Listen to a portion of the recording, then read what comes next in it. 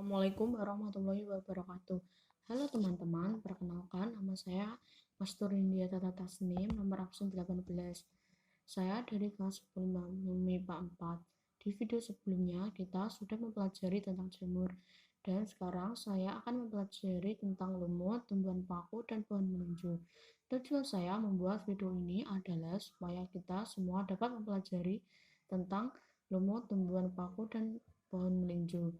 Manfaatnya adalah agar kita semua lebih paham akan tumbuhan, lumut, tumbuhan paku, dan pohon melinjo. Yang pertama, saya akan menjelaskan tentang lumut. Lumut adalah tumbuhan yang tidak mempunyai akar dan daun sejati, akan tetapi mampu menyerap hara dan fotosintesis. Lumut umumnya disebut juga bryophyta. Klasifikasi lumut dibagi menjadi 3, yaitu lumut hati, lumut tanduk, dan lumut daun. Ciri-ciri tumbuhan lumut: 1. Hidup secara berkoloni. 2. Tidak berpembuluh. 3. Habitatnya berada di tempat yang lembab dan terlindungi dari cahaya matahari. 4. Berukuran kecil. 5. Berwarna hijau karena mengandung klorofil hingga bisa melakukan fotosintesis. 6. Tidak mempunyai pembuluh. 7. Multiseluler. Dan 8. Dinding sel terdiri atas selulosa. Tumbuhan lumut berperan dalam ekosistem sebagai penyedia oksigen dan penyimpan udara karena sifat selnya yang terkenal, dan juga sebagai penyerap polutan. Lumut sering dimanfaatkan sebagai tanaman dekoratif di kebun dan tanaman untuk menampilkan kesan segar dan hijau. Lumut bahkan dijadikan sebagai media tanam tanaman karnivora. Tumbuhan lumut. Lumut mengalami pergiliran keturunan atau metagenesis. Dalam proses metagenesis ini, lumut mengalami 2 fase kehidupan, yaitu fase gametofit atau haploid dan fase sporofit atau diploid. Lumut memiliki 2 alat perkembangbiakan atau gametonium, atau yaitu archegonium sebagai sel gamet betina dan antheridium sebagai sel gamet jantan. Berikut adalah bagian tahapan metagenesis yang terjadi pada tumbuhan lumut. Yang kedua, saya akan menjelaskan tentang tumbuhan paku. Tumbuhan paku merupakan kelompok tumbuhan yang memiliki sistem pembuluh sejati. Jenis tumbuhan ini juga disebut pakis-pakisan atau paku-pakuan. Tumbuhan ini tidak pernah menghasilkan untuk berkembang biak. Tumbuhan ini dapat hidup meskipun hanya tunas. Tumbuhan ini tidak dapat tumbuh dalam kondisi salju. Ciri-ciri paku: 1. Hidup di kawasan tropis bawah. 2. Tumbuhan paku dikenal dengan daunnya tumbuh dari tunas yang menggulung dan memiliki rambut halus.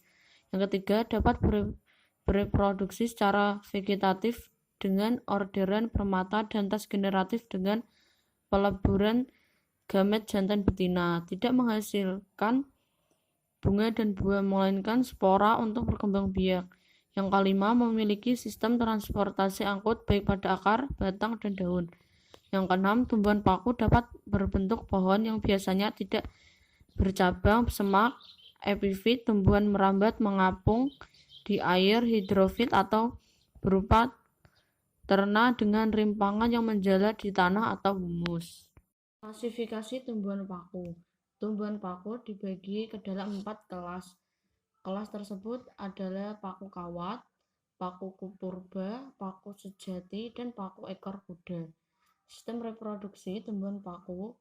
Fase sporofit adalah ketika tumbuhan paku menghasilkan spora.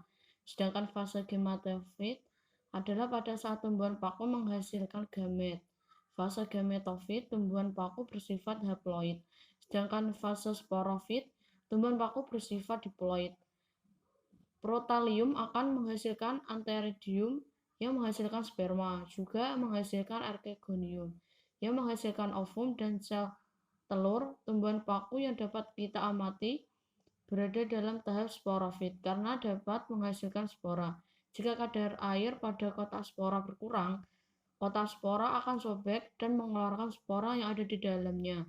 Spora tersebar dan melanjutkan tumbuh menjadi protalium.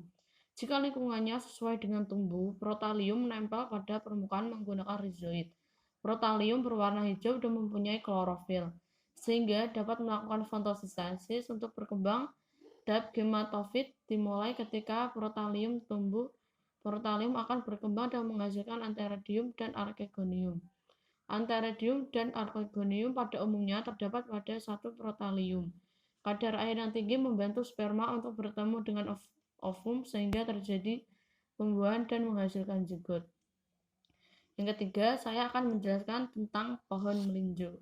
Melinjo merupakan tumbuhan tahunan berbiji terbuka, berbentuk pohon yang berumah dua.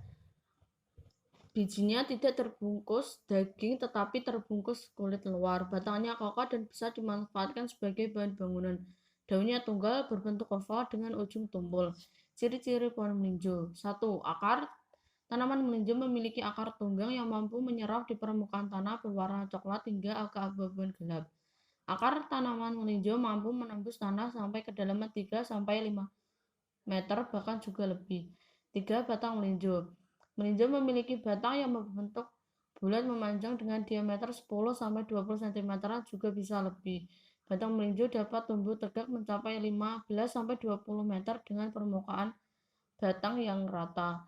Batang ini juga memiliki cabang monopodial yang tidak cukup jelas, besar, dan panjang. Ketiga, daun yang pada tumbuhan melinjo yaitu tunggal dengan bentuk oval yang terdiri dari beberapa helaian daun, beberapa tepian rata, daunnya saling duduk berhadapan, serta bentuk tulang yang menyirip pada bagian dalam daun memiliki serabut halus yang berwarna putih. Yang keempat, tanaman melinjo termasuk bunga yang tidak sempurna karena terpisah antara bunga jantan dengan bunga betinanya. Pada bagian bunga jantan terdapat benang sari dan pada bunga betinanya terdapat putik. Biasanya dalam proses penyerbukan tidak secara langsung akan tetapi memerlukan bantuan angin, air, hewan, dan juga manusia. Yang kelima, biji. Tanaman melinjo memiliki biji terbuka dengan lapisan luar yang keras dan memiliki selaput pelindung dengan tandan bunga yang berdaging. Biji tanaman melinjo berwarna hijau muda jika belum matang dan berwarna merah pekat jika sudah matang atau tua. Yang selanjutnya adalah cara reproduksi tumbuhan melinjo. Organ reproduksi pada melinjo yaitu sporofit. Genetum genemon bersifat dioecious sehingga organ reproduksi jantan dan betina terdapat pada tanaman yang berbeda. Organ reproduksi terorganisasi dalam strobili. Strobili tersusun atas pembungaan panicula atau fascicula pada ketiak daun. Strobili juga tumbuh dalam ketiak pasangan daun sisik yang tersusun decussata. Daun sisik ini bergabung pada bagian dasarnya membentuk brekta. Reproduksi generatif pada genetum genemon menggunakan organ reproduksi yang disebut konus atau strobilus. Strobilus pada genetum genemon ada dua yaitu strobilus jantan dan strobilus betina. Sekian dari saya, jika ada salah kata mohon maaf. Wassalamualaikum warahmatullahi wabarakatuh.